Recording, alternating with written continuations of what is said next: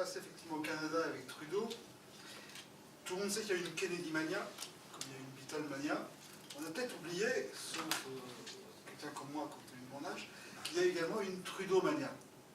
Et c'est surtout là-dessus que je voudrais revenir. Et pour la comprendre, il faut comprendre un peu ce qu'était la vie politique au Canada au début des années 60. C'était triste. C'était pas l'Italie des années 50, mais presque. Une vie politique conformiste, conservatrice, très collémontée, avec une classe politique inamovible. Et puis, d'un seul coup, arrive un ovni qui s'appelle Pierre Elliott Trudeau. Alors, on va voir si ça marche.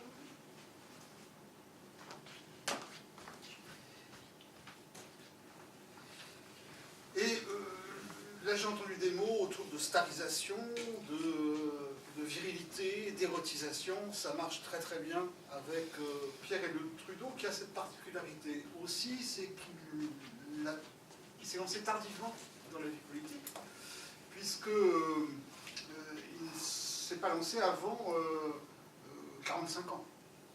C'est tardif. C'est-à-dire qu'avant, il a toute une vie personnelle, une vie d'avocat, une vie d'intellectuel. Et tout le monde voit en Trudeau un nouveau Kennedy. Tout le monde cherche le nouveau Kennedy dans les années 60, on le trouve au Canada, c'est Pierre Elliott Trudeau. C'est ce que dit d'ailleurs en juin 68, à ce moment-là il a donc 48 ans, il vient de devenir Premier ministre, l'Evening Standard de Londres qui écrit « Pour la première fois depuis l'assassinat de Kennedy à Dallas, un chef politique d'envergure nationale se lève, c'est actuellement l'homme politique le plus exaltant de l'autre côté de l'Atlantique. » Donc il s'est lancé en politique 3 ans plus tôt, en 65, un candidat à la députation pour le Parti libéral, dans la très anglophone circonscription de Mont-Royal, aux portes de Montréal. Il parle parfaitement anglais, mais indéniablement, il est natif de la métropole québécoise et reste aux yeux de tous un représentant de la communauté francophone, ce qui ne l'est évidemment pas. Et on ne donne aucune chance à Trudeau dans un comté qui, depuis des décennies, élit des candidats anglophones. Pourtant, ce néophyte en politique va surprendre, et à la surprise générale, il va gagner les élections générales dans ce comté. Pourquoi? À cause de son charme, à cause de sa proximité, à cause aussi de son intelligence. Et il, par exemple, va faire des meetings, bien sûr, comme tous les hommes politiques, mais il fait ce qu'on appellerait aujourd'hui des réunions temporaires. C'est-à-dire qu'il va chez les gens et vise particulièrement son électorat. Et très souvent, d'ailleurs, il n'est pas très, très bien accueilli. Hein, parce qu'on va le voir, bon là, il a l'air un peu d'un dandy, mais pas nécessairement. Il surprend. Par exemple, il chante beaucoup les vieilles dames. Et quand il arrive, on se dit, mais qui c'est ce type qui ne correspond pas au standard? Et quand il ressort, elles sont charmées. Elles votent pour lui. Bon. Et donc ça marque. Alors évidemment, on note des similitudes entre le parcours de Trudeau et le parcours de Kennedy. Comme lui, il est issu d'un milieu fortuné. Son père, brasseur d'affaires, avait bâti un empire financier en développant particulièrement les intérêts dans la distribution du pétrole. Comme lui, comme Kennedy, il a fréquenté les meilleures écoles et les plus prestigieuses universités, notamment étrangères. Il a fait Harvard, Sciences Po, la Sorbonne. Il est passé par la London School of Economics, comme Kennedy. Alors bien sûr, contrairement à Kennedy, il n'a pas fait la guerre, mais ses biographes exaltent auprès des Canadiens son passé d'aventurier dans le monde, puisqu'à partir de 1947, il a parcouru le monde. Il y a toute une série d'aventures où il a été fait prisonnier, il a failli mourir, il a failli mourir. Ce qu'il faut comprendre, c'est que l'attirance pour Trudeau s'amorce avant sa nomination à la tête du gouvernement d'Ottawa. Car dès 1967, l'homme qui, par le passé, avait été l'ardent avocat des ouvriers en grève contre l'amiante au Québec, c'était déjà en 1949, devient ministre de la Justice dans le cabinet Pearson. Et là, il étonne par des projets purement révolutionnaires dans le Canada de l'époque. Dans un Canada dominé depuis un siècle par la collusion entre l'État et le clergé, c'est avant tout ça qu'il faut avoir en tête. Il propose une loi sur le divorce et le fameux Bill Omnibus, légalisant l'avortement thérapeutique et protégeant l'homosexualité. Et Trudeau déclarera un petit peu plus tard: nous n'enverrons pas de police dans les chambres à coucher pour voir ce qui s'y passe, ce qui se fait en privé entre deux adultes, que ce soit un homme et une femme ou pas, ça les regarde, ça ne regarde pas la police. Évidemment, c'est un...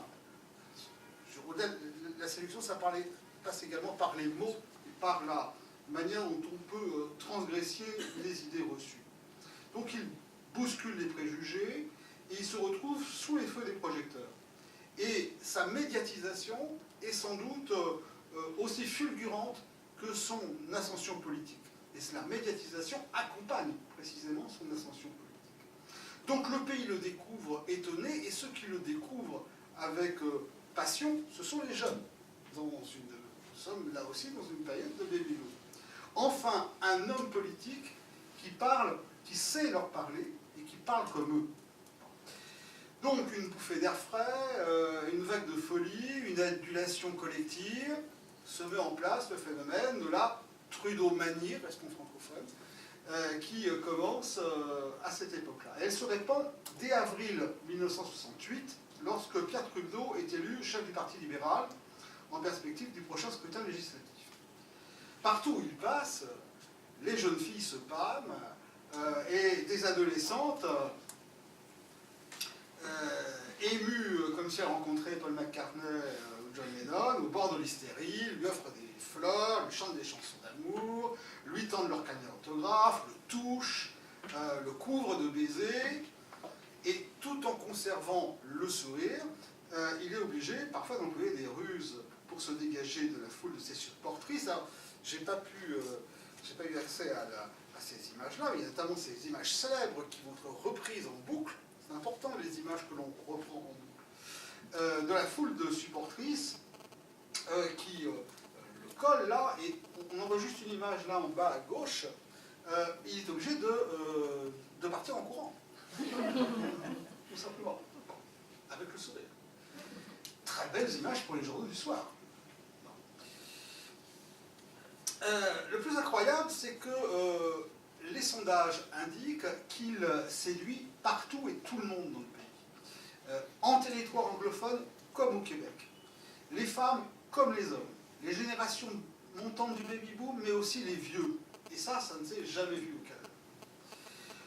Trudeau permet donc aux libéraux de balayer leurs adversaires en remportant 55 sièges sur 76. Les Canadiens anglophones sont particulièrement heureux parce qu'enfin, ils tiennent leur revanche sur les États-Unis. Ils ont leur Kennedy. Et cette victoire, c'est d'abord celle de l'image, de toutes les images. Car les électeurs ne se sont pas déterminés uniquement en voyant à la télévision des adolescentes sautiller et lancer des petits cris de joie ridicule. Ils ont aussi assisté, la veille du scrutin, à une scène d'une grande violence qui les a impressionnés et qui là aussi a été beaucoup reprise dans les médias. Je m'explique. Tous les ans, à la Saint-Jean-Baptiste, a lieu un défilé à Montréal. Le 24 juin 68, Trudeau est dans la tribune officielle aux côtés du Premier ministre du Québec, Daniel Johnson, et du maire de la ville, Jean Drapeau.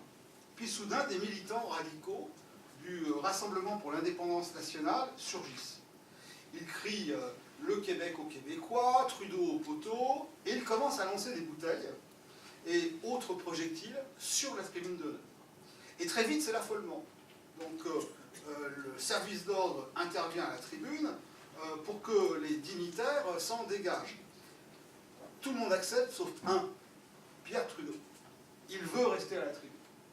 Et évidemment, tout ça est souligné, tout ça est en direct, hein, et tout ça est souligné, évidemment, par les reporters. Parce que qu'est-ce que voient les Canadiens le soir? Ils voient le courage, ils voient la virilité du candidat libéral, acclamé par les spectateurs et même les policiers. La preuve, il faut voir que l'émeute, ça a duré quand même 5 heures. Et donc la preuve attendue que la détermination ne lui fera pas défaut, qu'il n'est pas cet être un peu léger qui plaît aux demoiselles, mais qu'il est un véritable homme politique qui tiendra la route. C'est ça aussi qui plaît en Trudeau. Donc, la vague a porté Trudeau. Mais il ne faut pas être assez naïf au point de le décrire comme l'involontaire bénéficiaire d'un élan d'exaltation. Au contraire, en campagne, il emploie des tactiques de séduction qu'il cultive encore une fois Premier ministre. Par exemple, il joue avec habileté sur ses apparitions. Suivi par les caméras, qu'il convoque, il choisit scrupuleusement les lieux et les moments qui vont faire de belles images dans les informations télévisées. Par exemple, il va jaillir dans une rue fréquentée à l'heure de pointe. Il va s'inviter dans un centre commercial lorsque le plus grand nombre des gens feront leurs emplettes. Il fait l'événement et les médias adorent ça. Et ce faisant, c'est lui qui fixe l'agenda des médias. Et il ne leur laisse aucun temps pour souffler, parce que tous les jours il fait l'événement. Aucun temps pour souffler, et donc aucun temps pour réfléchir et pour prendre du recul. Donc, Trudeau cultive son style, on le sait, intelligent, cultivé, auteur d'études fouillées sur le droit constitutionnel, bref, comme le dit le Montréal Star, peut-être l'un des intellectuels les plus brillants qui ait connu Ottawa, qui nous rapproche aussi de Kennedy, ça. Et pourtant, il paraît simple, il paraît à l'écoute, il paraît accessible. Et comme le note Paul Cox dans le Canadian Forum en 68, il a le don de communiquer avec les gens ordinaires. Donc, il est aussi excentrique, il peut arriver au Parlement en veste de sport, en chemise Lacoste et en sandales. Il semble ne pas prendre la politique au sérieux, et il semble ne pas se prendre au sérieux, et ça plaît. Et ça se voit. En 74, ça c'est l'image qui est juste ici. Non, ça c'est pas celle de 74, c'est la suivante, c'est celle de 82. Lors du pique-nique de son parti à Vancouver, il avise un trampoline, il s'y livre à des figures assez inattendues sous l'œil de caméra pour un homme politique.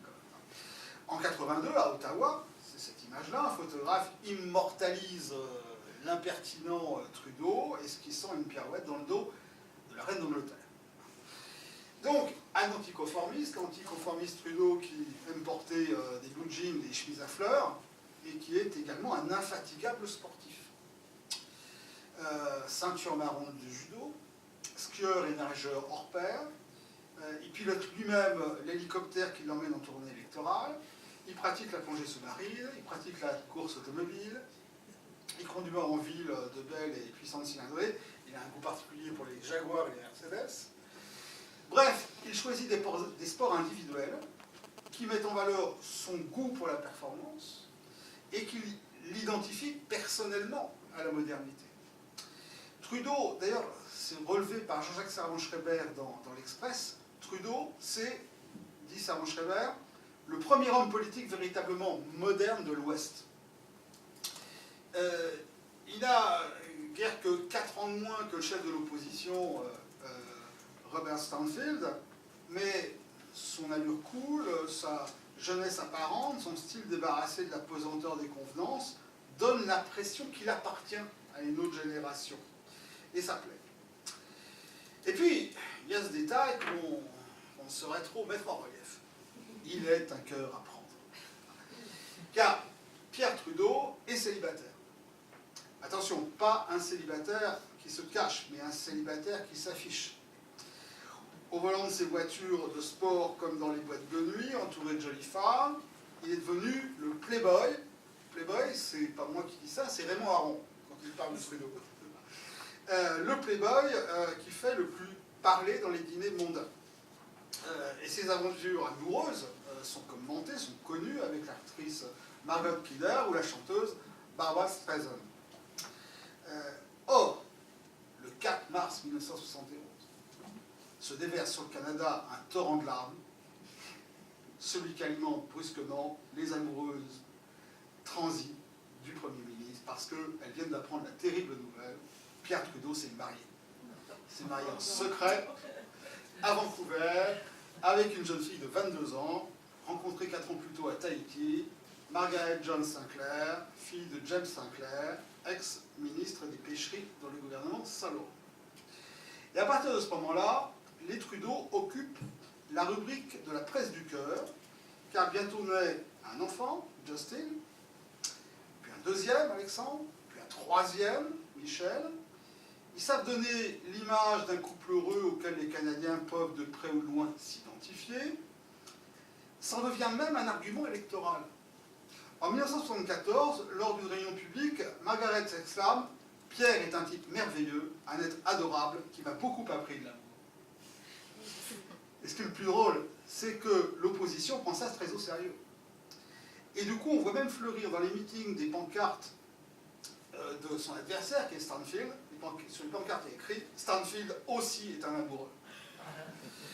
Revers de médaille, quelques années plus tard, le mariage, marqué par des infidélités réciproques, tourne au fiasco. Et en 1977, Margaret rompt pour s'enfuir avec Mick Jagger.